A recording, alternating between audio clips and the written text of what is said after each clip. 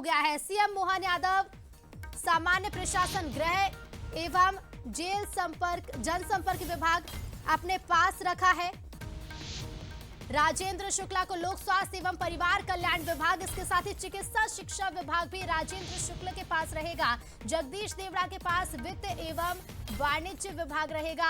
विजय शाह के पास जनजाति कार्य, लोकपाल संपत्ति प्रबंधन और भोपाल गैस त्रासदी विभाग रहेगा। कैलाश विजयवर्गीय के पास रहेगा नगरीय विकास एवं आवास और संसदीय कार्य विभाग। तो ये देखिए मंत्रियों के विभागों का हुआ है बंटवारा और टीवी स्क्रीन पर ग्राफिक्स के जरिए समझिए कि मुख्यमंत्री के साथ साथ डिप्टी सीएम और किस मंत्री को कौन कौन से विभाग सौंपे गए हैं। प्रहलाद पटेल को पंचायत एवं ग्रामीण विकास विभाग की कमान सौंपी गई है। जगदीश देवड़ा जिन्हें वित्त विभाग सौंपा गया है, विजय शाह के पास ये विभाग रहेंगे। स्क्रीन पर आप देखिए जनजाति कार्य के साथ, और देखिए कैलाश विजयवर्गीय नगरीय विकास विभाग और संसदीय कार्य विभाग भी इनके पास रहेगा। प्रहलाद पटेल के पास पंचायत एवं ग्रामीण विकास विभाग रहेगा। और ज्यादा बातचीत के लिए सीधे रुख करेंगे न्यूज़ एट शरद द्विवेदी जी जुड़ रहे हैं। शरद जी, किस तरह का पूरी तरह से सामंजस्य आप देख रहे हैं इन विभागों के बंटवारे में? बिल्कुल, देखिए एक्सपेक्टेड लाइंस पर ही हैं सारी सूची, और अधिकृत सूची अभी थोड़ी देर कुछ सेकंड्स पहले अपलोड हुई है गवर्नमेंट की वेबसाइट पर, मध्य प्रदेश गवर्नमेंट की। और इसीलिए हम इसका इंतजार कर रहे थे, क्योंकि बीच में इतनी सारी सूचियां और इतनी सारी चीजें प्रचलन में आ गई थी कि ये प्रामाणिक सूची कौन सी है और जो अलग अलग सूचियां चल रही थी उससे कहीं कंफ्यूजन ना हो, इसीलिए हमने इंतजार करना बेहतर समझा। और निश्चित तौर पर एक संतुलित कैबिनेट दिखती है, जिसमें प्रमुख जितने भी मंत्रीगण हैं उन सभी को महत्वपूर्ण डिपार्टमेंट दिए गए हैं। प्रहलाद पटेल जी के पास, जैसा हम बंसल न्यूज ने पहले भी बताया था कि उनको महत्वपूर्ण डिपार्टमेंट मिला है। पंचायत, जिस तरह से नगरीय विकास की एक रूपरेखा रखते आए हैं कैलाश विजयवर्गीय जी, नगरीय विकास, ये बात भी बंसल न्यूज ने कही थी, तो बंसल न्यूज की बात पर, बंसल न्यूज की खबर पर मुहर लगी है। और इसी तरह राजेंद्र शुक्ल जी की बात भी हमने की थी कि लोक स्वास्थ्य और परिवार कल्याण उनको दिया जाने वाला है, वो भी था। मुख्यमंत्री जी ने जरूर अपने पास काफी इंपॉर्टेंट डिपार्टमेंट्स रखे हैं, बल्कि ये कहना उचित होगा कि लगभग सारे ऐसे डिपार्टमेंट्स जो बेहद महत्वपूर्ण होते हैं वो सारे डिपार्टमेंट्स उन्होंने अपने पास रखे हैं, जिसमें माइनिंग है, होम है, जीएडी है, सामान्य प्रशासन है। तो ये तमाम जो जनसंपर्क है उनके पास, तो ये तमाम जो डिपार्टमेंट हैं, गृह और जेल, तो ये काफी इंपॉर्टेंट महकमे हैं जिनसे कई बार जहां पर कई तरह की बातें और कंप्लेंट्स भी सामने निकल कर आती हैं। तो इन सारी चीजों को मुख्यमंत्री ने अपने पास रख कर ये संदेश भी दिया है कि गवर्नेंस को लेकर सरकार एक बहुत सुस्पष्ट, क्योंकि छत्तीसगढ़ में भी एक दिन पहले हमने देखा था कि करीब करीब आधा दर्जन डिपार्टमेंट मुख्यमंत्री के पास हैं, विष्णुदेव साय जी के पास, और मध्य प्रदेश में भी ये डिपार्टमेंट्स अपने पास रखकर जिस तरह से आगे बढ़ी है मध्य प्रदेश सरकार, तो ये केंद्र बीजेपी का जो केंद्रीय नेतृत्व है उसके साथ सोची समझी रणनीति के तहत ऐसा तय किया गया है कि मुख्यमंत्री एकाध विभाग नाम मात्र के लिए न रखें, बल्कि वो संदेश दें कि सारे ऐसे डिपार्टमेंट्स जिनमें कहीं ना कहीं कोई ना कोई कंट्रोवर्सी कभी ना कभी होती है, जैसे माइनिंग है, गृह में कई बार चीजें होती है, तो मुख्यमंत्री खुद लीडर के तौर पर ये मैसेजिंग दें कि नहीं, हम खुद महत्वपूर्ण डिपार्टमेंट संभाल रहे हैं। तो मुझे लगता है कि ये काफी महत्वपूर्ण मैसेज है। और भी तुलसी सिलावट जी को जिस तरह से जल संसाधन मिला है, ऐंदल सिंह कंसाना जरूर कृषि विभाग काफी महत्वपूर्ण डिपार्टमेंट है, तो ये जरूर हम कहेंगे उन्हें एक ऐसा डिपार्टमेंट है जिसमें काफी मध्य प्रदेश बहुत तेजी से आगे बढ़ा है। गोविंद सिंह राजपूत को खाद्य नागरिक आपूर्ति काफी इंपॉर्टेंट डिपार्टमेंट है ये भी। और ऊर्जा विभाग प्रद्युम्न सिंह तोमर, पिछले पोर्टफोलियो में भी उनके पास ऊर्जा विभाग था। तो अगर हम देखें, परिवहन और स्कूल शिक्षा उदय प्रताप सिंह को दिया गया है, और जो संघ की पृष्ठभूमि से आने वाले इंदर सिंह परमार हैं उनको उच्च शिक्षा, तकनीकी शिक्षा दोनों मिला जुला कर उनको दिया गया है। और भी महिला बाल विकास निर्मला भूरिया जी को है, विजय शाह जी को जनजातीय मामलों का मंत्री का डिपार्टमेंट उनको दिया गया है। तो कोई ऐसी चीज नहीं है कि जैसे आप उलटफेर कहें। और कुछ राज्य मंत्रियों को, चेतन कश्यप चूंकि खुद इंडस्ट्री के बैकग्राउंड से आते हैं, खुद कारोबारी हैं वो, तो उनको जो डिपार्टमेंट दिया गया है कि लघु सूक्ष्म उद्योगों का, वो बिल्कुल ठीक है। तो कुल मिलाकर एक संतुलन नजर जरूर आता है। जी बिल्कुल, एक संतुलित सूची हम इसे कह सकते हैं शरद जी। लेकिन जिस तरह से देखिए, अगर थोड़ा पीछे हम अपने दर्शकों को लिए चलें, प्रत्याशियों के चयन से लेकर मुख्यमंत्री तक का चयन जब बीजेपी ने किया, सभी को चौंकाया एक फॉर्मूले के तहत। अब जब विभागों के बंटवारे किए गए हैं, आपसे मैं समझना चाहूंगी, क्या कोई फॉर्मूला नजर आता है इसमें आपको? देखिए, फार्मूला की बात जहां तक हम करें तो फार्मूला सबसे बड़ा यही नजर आता है कि केंद्रीय नेतृत्व ने एक पॉलिसी तय की है, और इस पॉलिसी में जैसा हम देखते हैं कि मुख्यमंत्री के पास कम से कम 7-8 डिपार्टमेंट मुख्यमंत्री के पास है। ये एक बड़ा फार्मूला है। ये मुझे लगता नहीं कि मैंने मध्य प्रदेश में इसके पहले किसी मुख्यमंत्री के पास इतने अधिक विभाग देखे हों मैंने जी। तो ये सारी चीजें बताती हैं कि एक फार्मूला तो ये तय हुआ है कि मुख्यमंत्री सबसे अधिक दायित्व के साथ काम करें और एक उदाहरण प्रस्तुत करें, और बाकी जितने वरिष्ठ मंत्री हैं उनके साथ भी कुछ दायित्व जरूर तय किए गए हैं। जिस तरह से हमने पहले भी कहा कि सामान्य प्रशासन विभाग जो है वो जो वरिष्ठ मंत्री हैं वो कुछ अन्य डिपार्टमेंट्स की भी निगरानी करेंगे। तो ये बात भी कही जा रही है। तो काफी दिलचस्प होगा देखना कि क्या इस फार्मूले को कैसे और किस तरीके से आगे बढ़ाया जा सकता है। बिल्कुल शरद जी, जैसे हमने बीते दिनों में देखा कि छत्तीसगढ़ में जब विभागों का बंटवारा हुआ, वहां भी कुछ नई चीजें देखने को मिली।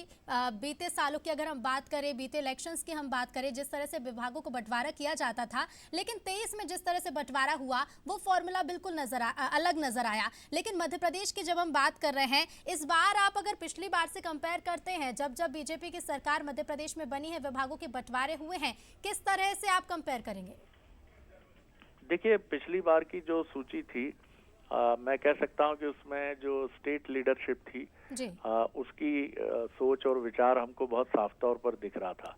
लेकिन इस बार आप जितना भी देखेंगे कि जो न्यू कमर्स हैं, नए मंत्री हैं, उनको दिए गए विभागों पर आप निगाह डालेंगे तो उनको जिस तरह के मार्गदर्शन और इसकी जरूरत है वो बात भी साफ तौर पर नजर आती है। तो आप कह सकते हैं कि इस बार का फार्मूला तैयार किया गया काफी परामर्श के बाद, जिसमें स्टेट गवर्नमेंट के साथ साथ संगठन की राय ली गई, बीजेपी के आनुषंगिक संगठनों से भी शिक्षा और ऐसे डिपार्टमेंट जो हैं उनके बारे में पूछा गया, और साथ ही मुझे लगता है कि केंद्रीय नेतृत्व ने काफी महत्वपूर्ण इसमें उनका एक दखल, जिसको मैं कहूंगा वो दखल इसमें नजर आता है।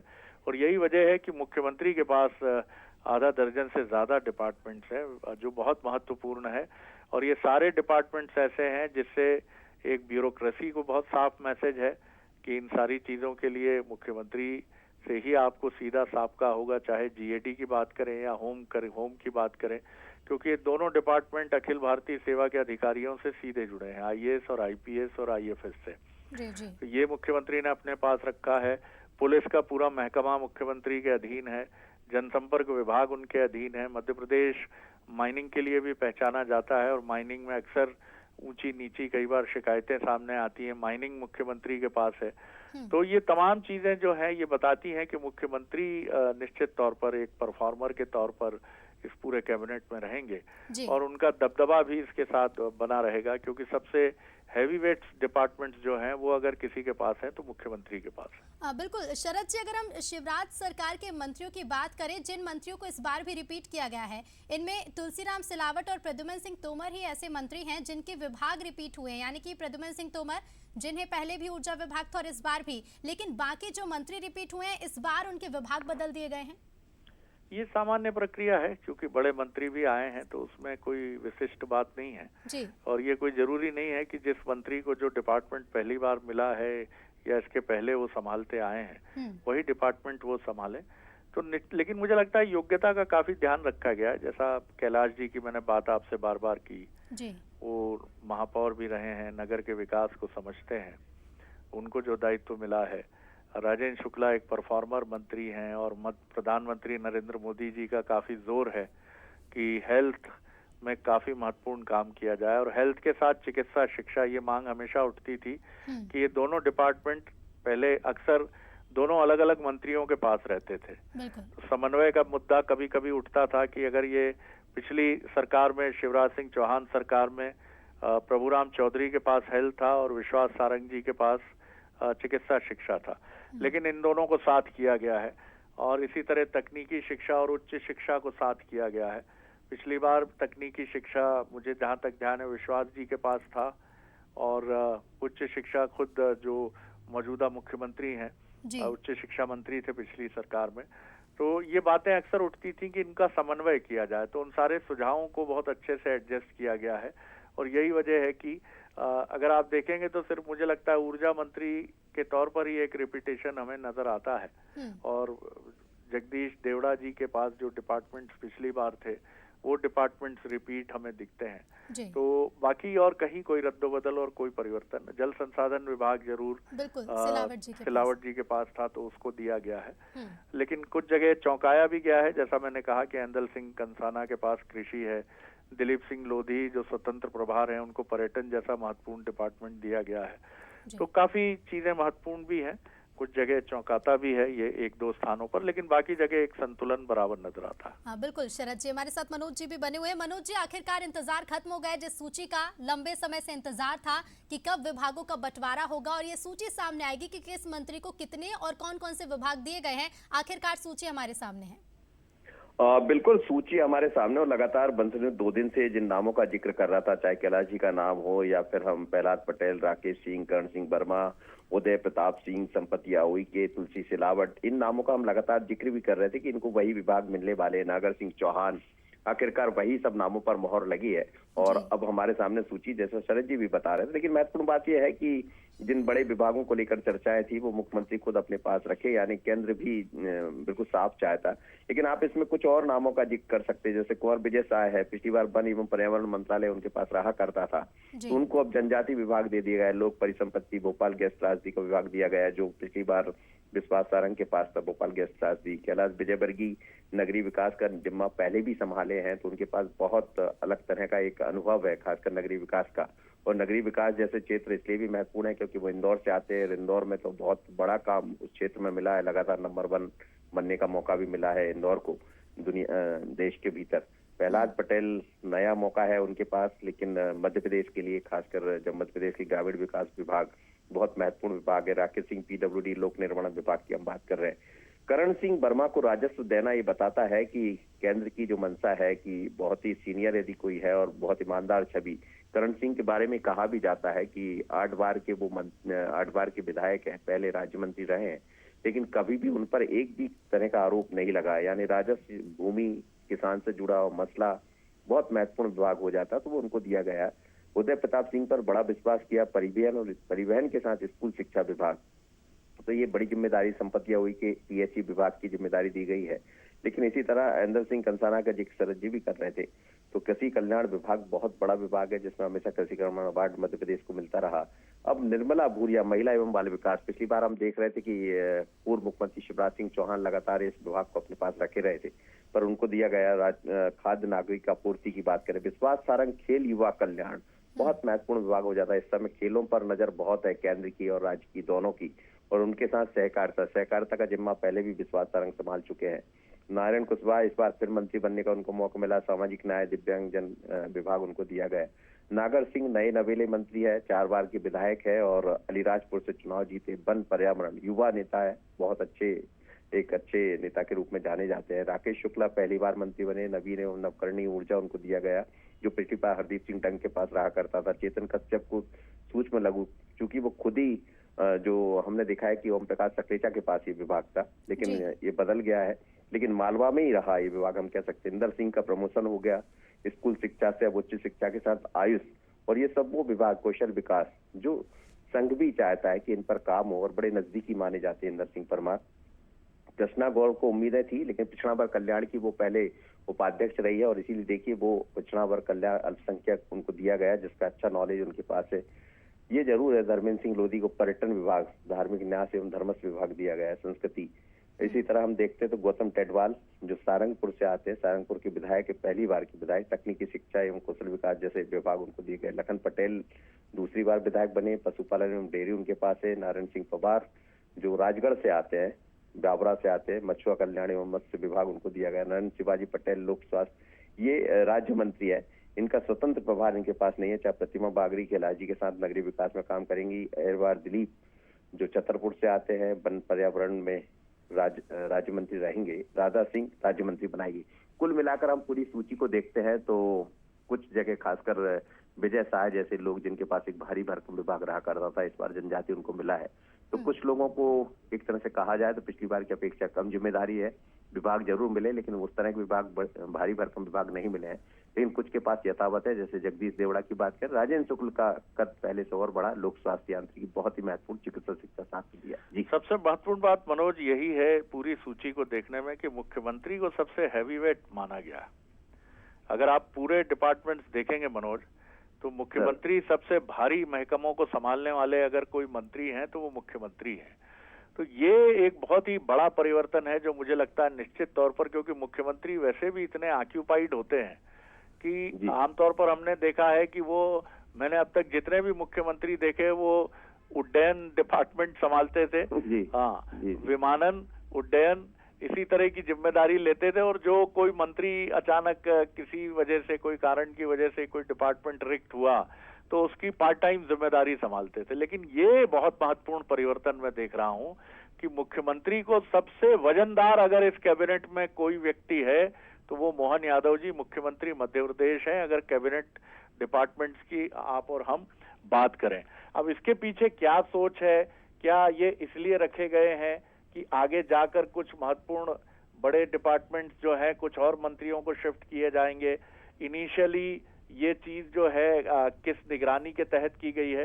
क्योंकि अभी भी प्रैक्टिकली मैं देखूं तो सामान्य प्रशासन, गृह, जेल, औद्योगिक नीति और इन्वेस्टमेंट प्रमोशन, जनसंपर्क, नर्मदा घाटी विकास, विमानन, खनिज साधन, लोक सेवा प्रबंधन, प्रवासी भारतीय, ये तमाम डिपार्टमेंट मुख्यमंत्री क्या अपने साथ लेकर बहुत सहज रूप से चल पाएंगे?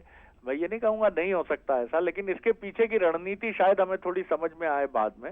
लेकिन ये मुझे सबसे महत्वपूर्ण अगर इस कैबिनेट का कोई पक्ष है तो वो ये है। बिल्कुल आप ठीक कह रहे हैं शरद जी, और मुझे लगता है जैसा आपने भी कहा, शायद केंद्र भी यही चाहता है कि ऐसे विभाग जिनको लेकर सवाल खड़े होते रहे खुद मुख्यमंत्री के जिम्मे कर दिए कि आप ही देखिए इनको, लेकिन वजन बहुत बड़ा हो जाता है। एक तो इतनी बड़ी जिम्मेदारी ऑलरेडी मुख्यमंत्री के पास जिसका आप भी जिक्र कर रहे हैं, उसके बाद फिर इस तरह के विभाग, क्योंकि भारतीय समस्त विभाग जो कहा जा रहा है, जैसे आप देखिए लोक सेवा प्रबंधन, प्रवासी भारतीय, ये सब बहुत अलग तरह के विभाग जिनसे काफी उम्मीद है शायद केंद्र को भी है, क्योंकि प्रवासी भारतीयों का देश मध्य प्रदेश की तरफ भी काफी लगान हुआ है और लगाव हुआ है, और हम देख रहे हैं कि बिजनेस की दृष्टि से या उद्योग की दृष्टि से भी बहुत महत्वपूर्ण विभाग हो जाते हैं।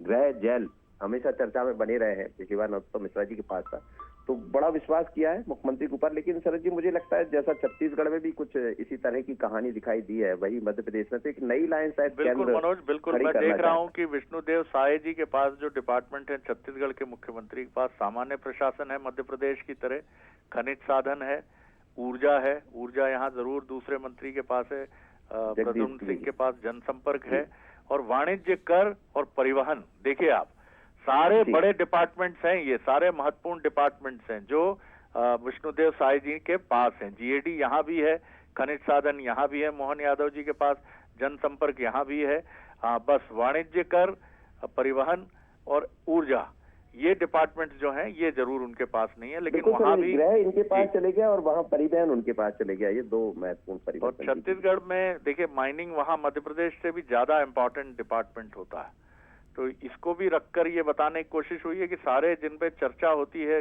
कहीं विवाद होता है, वो डिपार्टमेंट जो है वो मुख्यमंत्री ने अपने पास रखे हैं।